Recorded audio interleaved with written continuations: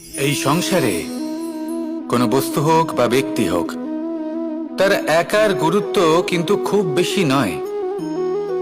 একটা উদাহরণ হিসেবে বৃষ্টির ফোঁটাকে ভেবে দেখুন। যদি একটি বৃষ্টির ফোঁটা হয় তাহলে তার খুব বেশি গুরুত্ব থাকে না, কিন্তু যখন সহস্র বৃষ্টির ফোঁটা মেঘের মধ্যে দিয়ে ঝরে পড়ে তখন সেটা বর্ষার রূপ ধারণ করে। সেই বর্ষা যা এই প্রকৃতিকে শান্ত করে। সেইভাবেই পাথরের ছোট টুকরো, তার খুব বেশি গুরুত্ব থাকে না, কিন্তু যখন অসংখ্য পাথরের টুকরো একত্রিত হয় তখন তা পর্বতের আকার ধারণ করে।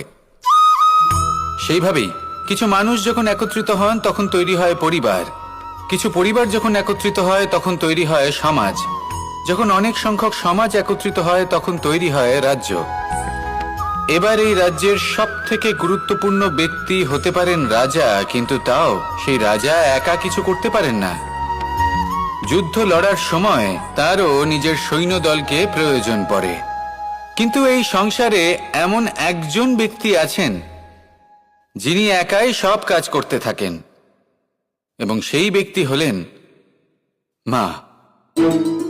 আমাদের জীবনে একজন পিতার ভূমিকা কিন্তু নিঃসন্দেহে অমূল্য, কিন্তু আমাদের সকলের জীবনে যে ভূমিকা একজন মায়ের তা অন্য কারোর থাকে না। একজন মা একাই সন্তানকে বড় করতে পারেন, সংস্কারী করে তুলতে পারেন, তার জন্য পরিশ্রম করেন।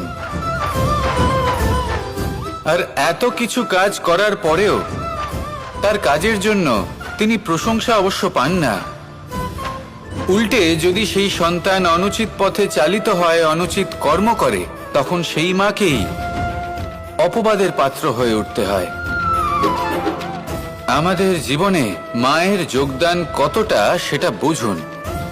আপনাকে বড় করে তোলার জন্য উনি কতটা পরিশ্রম করেছেন সেটা বুঝুন।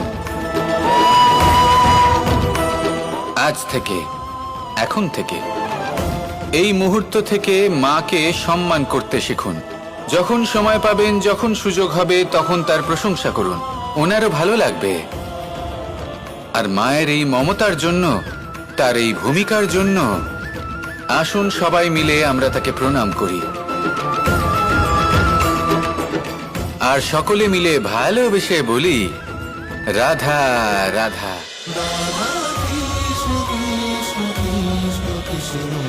cholo, cholo, cholo, palta.